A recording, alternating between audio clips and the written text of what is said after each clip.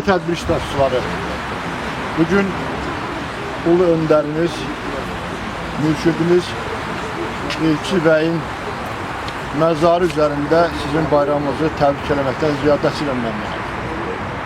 Əbülfəz Elçi Bəy dünya siyasətçiləri arasında nadir, bəlkə də yeganə şəxsdir ki, kölə və işğal halında olan bir xalqın gələcəyi üçün strategiya müəyyənləşdirmişdi, ideyalar qoymuşdu və o hədəflərə doğru gedən maneələri müəyyənləşdirmişdi. Onları aşma yollarını nəzəriyyə cəhətdən hazırlamışdı.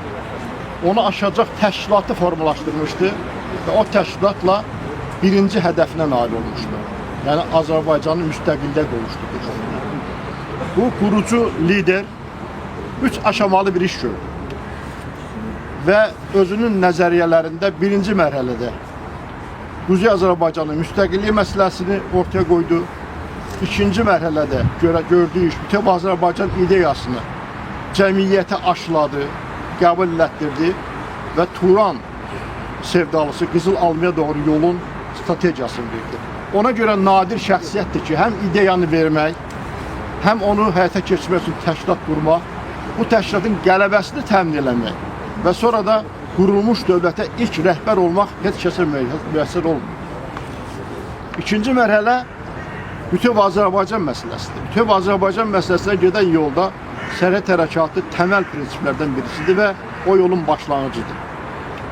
İdeya müəllifi olan Əbülfəz Elçi Bəy o məsələdə də tək lider idi ki, o təşkilatda biz iştirakçılar, sərhəd hərəkatında iştirakçılar, təşkilatçılar deyək, bütün bu dostlar burada olan və olmayanlar yalnız onun xeyirduasını ala bilirdi.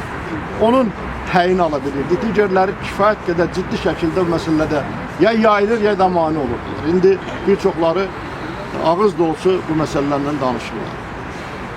Əbülfəz Elçi Bəyin qoyduğu ideyaların həyata keçməsində bəzi adamlar illər əvvəl ağız büzürdülər. Sərhəd hərəkatı Azərbaycanlıların, Azərbaycanı bölən imperiyaların iradəsini ayaq altına atanda hər kəs təəccüblənirdi. Çünki iki böyük imperiyanın iradəsi ayaq altına atılmışdı.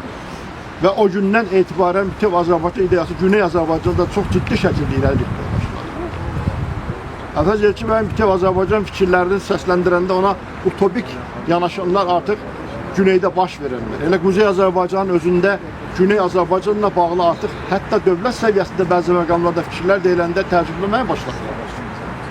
Əbülfəz Elçi Bəy Turan yolundan danışanda ağız büzənlər bu günlər Türk Dövlətlər Təşkilatının mövcudluğuna bir baxsınlar.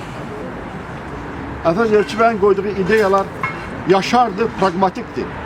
Bəzən özünü hətta Elçi Bəyə yaxın olan adamlar belə pragmatik adlandırıb Elçi Bəy ideyalarına mane olanda, onun fikirlərinə utopik kimi baxıb fərqli təşkilatlar yaratmağa başlayanda, ona dəstək verməyəndə indi anlamalıdırlar ki, Əbülfəz Elçi Bəy o adamları, o liderləri, o irəlidə çıxmaq istəyənləri əllərində saxlamışdı. O gedəndən sonra əllərindən düşən bu adamlar yenə də o ideyaların əbədi olduğunun fərqində olmalıdırlar və Elçi Bəyin kölgəsində onun əskərlərinin, sizlərin qolları üzərində bir şeylərə nail olduqlarının fərqində olmalıdırlar.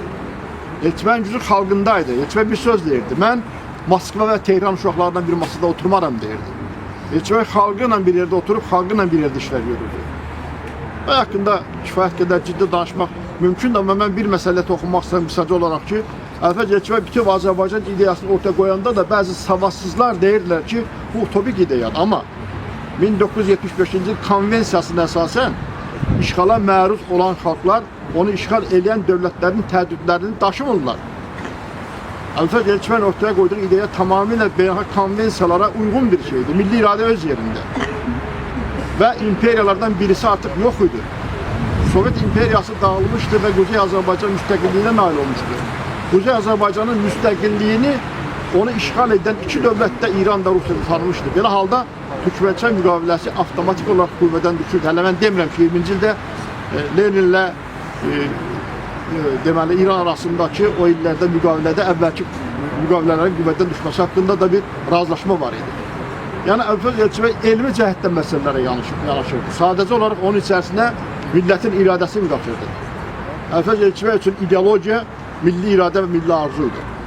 Allah Elçi Bəyə rəhmət eləsin. Mən də sizin hamınıza təşəkkür edirəm ki, çiçək işığında bu günləri yığışdıq və o tarixi günü yaradanlar bir yerdə o günü bir xatırladıq.